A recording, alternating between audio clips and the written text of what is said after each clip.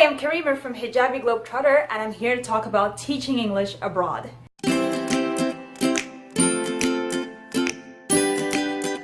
So a lot of native English speakers go abroad to teach English for many reasons. It could be to travel around the world, to discover a new environment, to escape your normal routine, or just to discover yourself.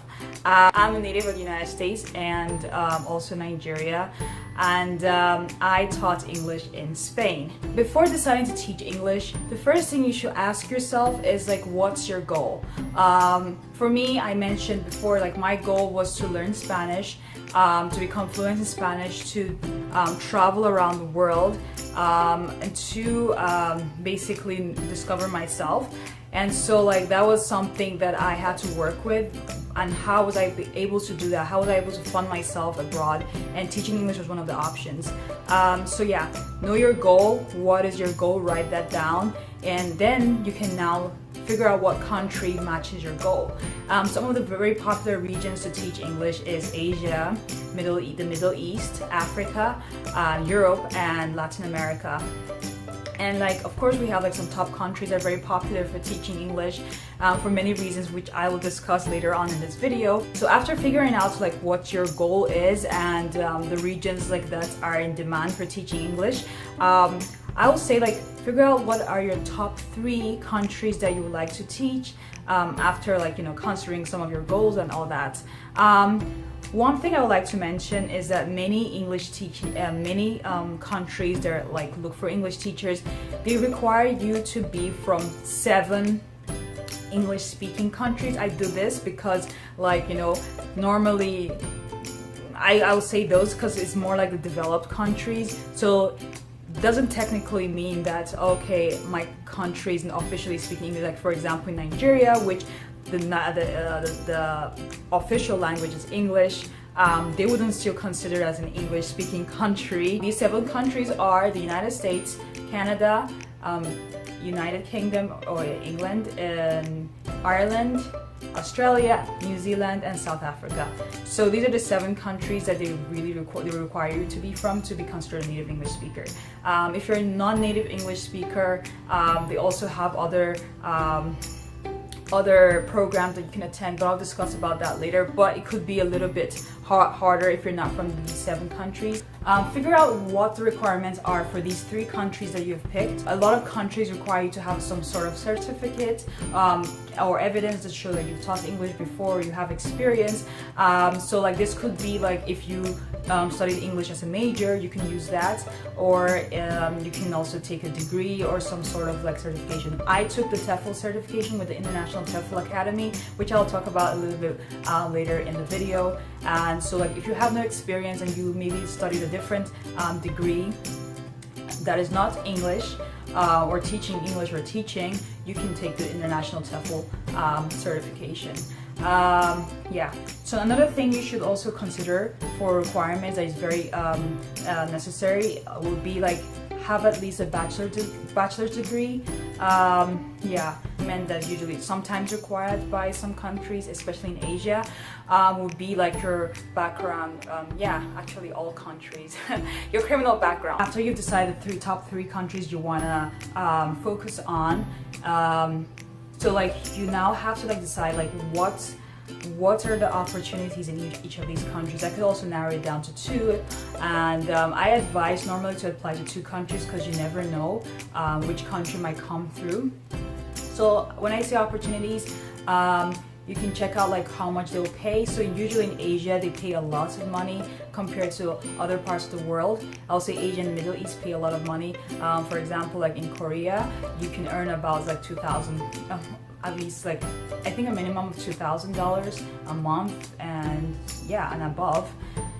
And then in the Middle East you can earn 3,000 per month for teaching English. Meanwhile, in Europe and in Latin America, you're not going to earn as much as in the Middle East and Asia. And that's something to consider. So if you're going there to save some money and still have some disposable income, because if you're coming from countries like the United States and Canada and Australia, going to Asia would will be very cheap for you, dirt cheap for you.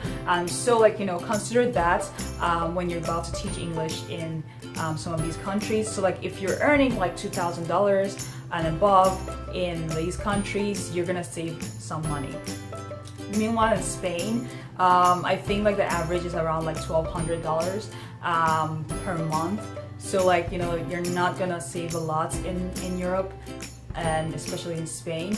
And so like, you know, something to consider like when you're teaching English.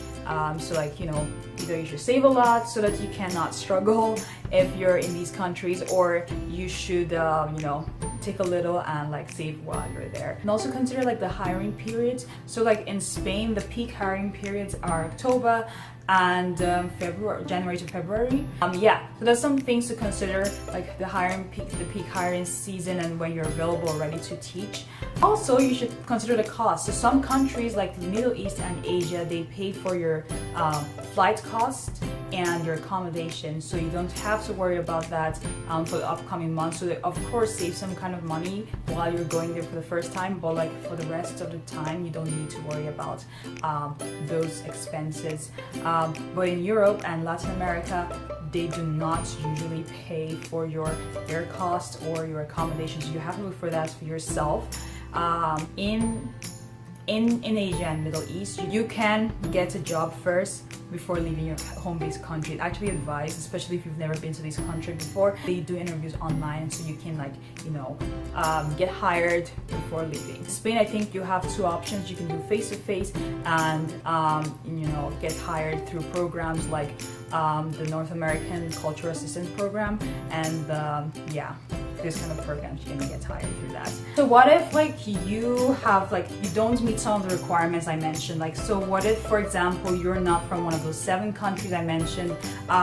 There are some programs that accommodate non-native English speakers that you can apply to. So yeah, it's not impossible, just there are different programs, but the opportunities are less. That's just a disadvantage. I know in Spain there are other programs that you can look up, and I think the beta, for example, in Spain does this, like they hire non-native English speakers. So usually like you can have proof that maybe you went to an international school that spoke mostly English and all that. So you can, you know, prove that you can speak English, or, you know, you're very fluent in that and you're capable of teaching your citizens.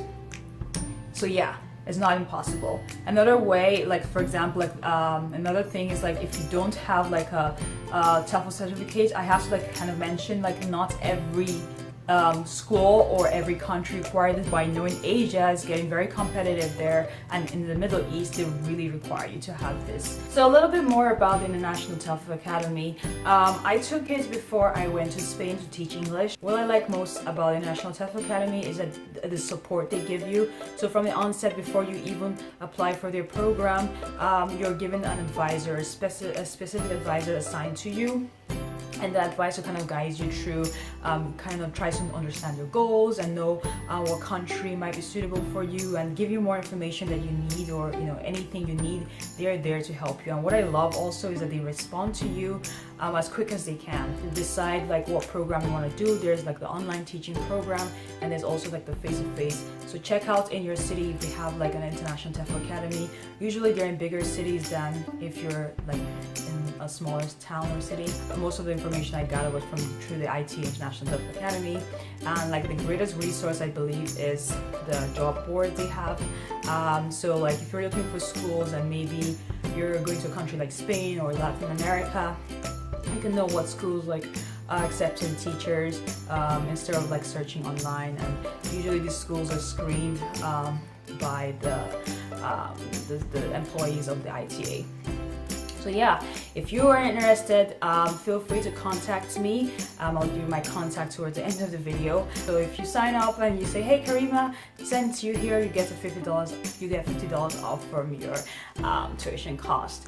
So yeah, if you have any more questions for me, send me messages on my Instagram, Facebook, on my blog, or just email me at contact@hijabiglobetrotter.com, and I'll love to answer your questions. If you want to know more about International TOEFL Academy and like some of the discounts they have and like any other questions, just email me. And also I can give you tips on like scams to avoid, because I've been doing this for quite a while, and so I kind of have been around the block and taught like adults. I taught children, I taught in private academy, I taught in the government schools. So like, you know, don't hesitate to ask me any question. I would love to answer it. And you know, if you're not sure about something, message me and I'll be there to guide you through this process of living your dream. Well, that's all I have for now, folks. Thank you for watching. See you soon. Hasta luego. Bye.